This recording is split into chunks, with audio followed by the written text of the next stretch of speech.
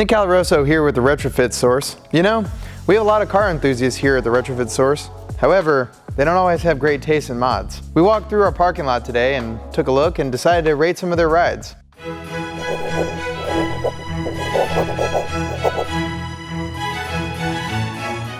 Ram 3500. Well, I think he's got some really nice lighting upgrades from Morimoto. He's got those profile pivot strips. They're really bright, pretty clean from a headlight standpoint, but that's where things go tragically wrong. And like all I see is this like big white blob of just like body of a Dodge with a bunch of our lighting upgrades, which is great. You know, he's got the XTR LP, pretty useful thing if you're backing up, which you're gonna be doing a lot in a Ram because you're gonna get stuck since it's so wide.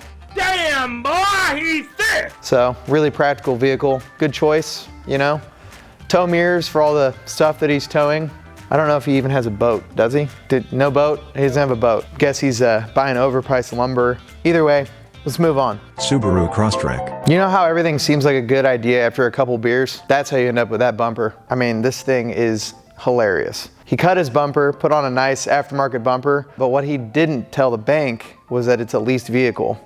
So I would say measure twice, cut once. It fits, it's on there, you know.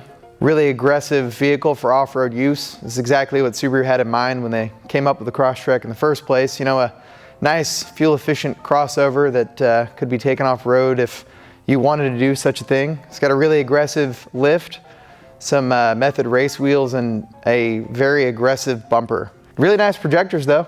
That's a really nice build. I know he's got the high lenses in there. They're aimed pretty well, and it seems to work pretty well. He leaves them on all the time. They look great. Baja. And I mean, he leaves them on all the time. Like, never turns them off, like ever. Great battery on that Subaru Crosstrek. Really solid. Nissan 370Z. I got a problem. It's true. So, yeah, that takes us to one of our employees' 370Zs, which has had a variety of custom exhausts. None of them good. You know, he's trying. You know, it's a higher mileage Z, but it's in really good shape. I think he's only burning a little bit of oil, but the good news is he did pick up a supercharger for it, so that should work out really well. On the plus side, he has a set of Morimoto XBs on there, which look great. That's a must-have for any 370Z. It's probably my favorite thing about the car, to be honest with you. GMC Yukon XL. So then we got Mike's custom Yukon. So I guess, you know, he likes it. It's got some really bright GTR lighting reverse lights. So that's good for those few times a year he pulls it out of the garage. Moving on. Range Rover Sport. The Lighting Mod Father's green Range Rover, which didn't come from the factory that way. It was wrapped by Atlanta Custom Wraps. That's probably the most reliable thing on it. It's got a nice urban body kit on it. I think it's like carbon fiber, and Boston wheels look great. I don't think they're curbed too bad. He's got good taste. Nissan 350Z. You know those ads on Craigslist where like you take a PlayStation 2 and a PlayStation 1 and like tape them together and say, oh, I got a PlayStation 3 for sale. Like taking a 350, putting a bunch of parts on it, even if they're sweet parts, like doesn't make it the new 400Z. Like it's still a 350Z. Like it's an investment in parts that you're never gonna get back in terms of like a better car. Not that any of that matters though. It's never been in the track or anything like that. What did you say? A lot of performance parts invested in that vehicle. Looks really good in the parking lot though. I hope those weren't expensive. Infiniti Q50S. Okay, well he's got some nice mods on it anyway. I mean, there's a Baby Yoda sticker on the front. Like that's cool, you know, it's pretty funny. It's a good way to cover up a blemish, a little boo-boo. That is a pretty common trend with Q50 owners though, especially here at TRS. Like, just can't keep them going straight. You know, it's all that power from the VQ. Common problem. Nissan 240SX. Oh, the 240. It's one color. Wow, I'm a huge 240 fan. Always nice to see one that runs. It's 2J powered. I mean, honestly, I don't know how you hate on that. 2JZ engine, no shit. So it's got a cracked dash? Oh, well, yeah, I mean, that's what makes it a 240. I mean, they all do. I thought that was factory from day one. Still, you're gonna get gapped. Can't really knock on the S chassis. I love those. BMW 330i. So it's an E46 335i, not an M3?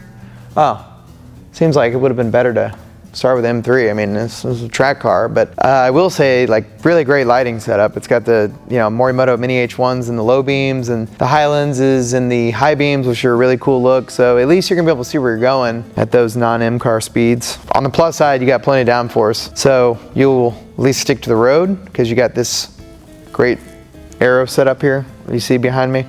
Very unique, very unique. Mazda Speed 3. Haley just got her Mazda Speed back. It's making like 25 pounds of boost. I think she's putting down like, I think she said 450 or 475 for the wheels. Yeah, I mean, apparently she's just calling people out right and left like Dominic Toretto and Fast and Furious, racing for slips and whatnot. And we'll see how that goes. I mean, nothing more reliable than 25 pounds of boost, except maybe a city bus. I don't know. What's next? Toyota Tacoma. Oh yeah, the white Tacoma, Mr. Powers. That's a good looking build. Never goes off-road with it, never. T37s are a classic, you can't go wrong there. I mean, you can if you hit a curb. Oof, it's all right, it'll only take like 7 months to get a replacement in, but they look good. He's got the Amber XBs on it, which are coming here soon. Really, really nice looking build.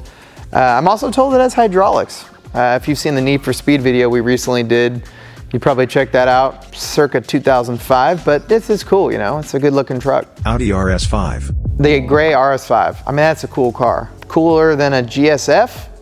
Maybe. The GSF did blow its engine though, which is very unusual for a Lexus. So we'll see how that goes. He's in a more reliable car with the Audi. I mean, this is a pretty cool car, but let's see if we can do better. Lexus RCF. I like the white RCF. I actually almost bought one. Then I went and test drove the M4. I'm like, why am I buying the RCF again? It's reliability. Did I tell you about how my coworker with a GSF blew his engine? Did I tell you that? But it's got really good looking headlights. They're the factory LED units from Lexus, and I believe he's having them retrofitted by one of our many dealers. Still gonna be slow though. We had a lot of fun looking through our employees' cars. As you can see at the Retrofit Source, we're huge car enthusiasts and we like to have fun. We got some pretty crazy builds, we got some just cool cars, and one thing's for sure, we love lighting. Be sure to like, comment, and subscribe if you want to see more behind the scenes content from our team here at the Retrofit Source.